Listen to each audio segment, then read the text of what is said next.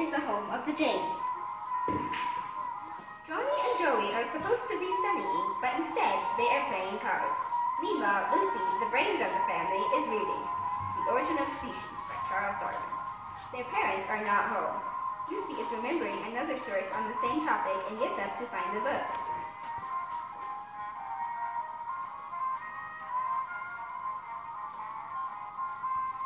Suddenly, the boys hear a scream. They get up to see what's the matter.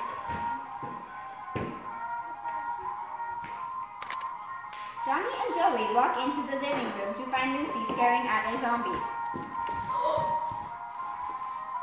They must work together to defeat the zombie.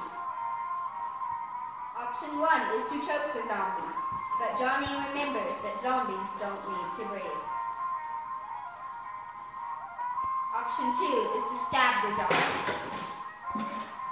But Joey realizes that wounds will only slow down the zombie, making him bleed all over Mother's carpet. Option 3 is to shoot the zombie.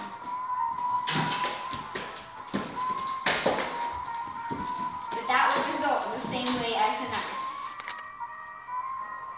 Lucy discovers that they must dismember the body permanently.